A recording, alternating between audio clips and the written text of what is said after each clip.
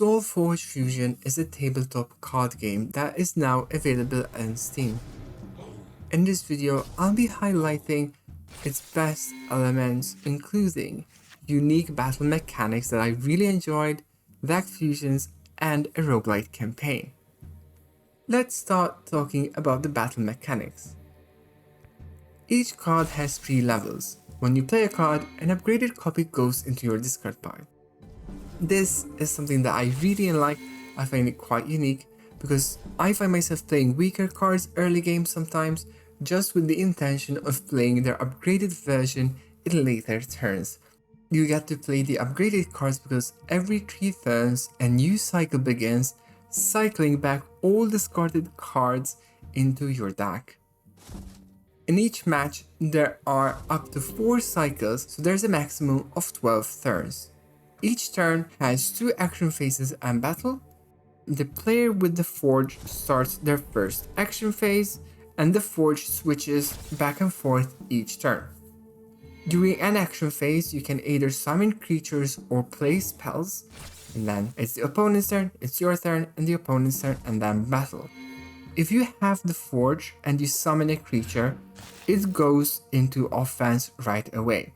If you don't have the Forge, your creature goes into the back, so it can block and battle damage, but it cannot aggressively attack the player.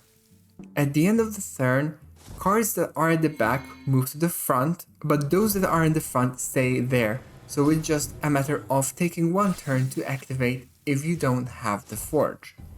In addition, once per cycle, you can use your Forgeborn ability based on your hero, which can change the dynamic of the battle. What I really like about the battle mechanics is that card upgrades are innovative. It incentivizes me to use cards for potential value later, and after each turn, you discard your cards and you draw 5 new cards. So you don't keep, oh, let me keep this card so maybe I play it later. No, there's no element of that. And it kind of lets you play each turn with the dealt your hand, and I like that. Moving on to deck building, unlike most card games, you don't pick singular cards and put them in a deck. You fuse pre-existing decks. I do like this a lot because it does take out the stress of min-maxing and collecting the right cards, and you unlock deck sets by gathering player experience. So it's just about gathering decks and seeing 2 decks that kind of fit and synergize together and fusing them.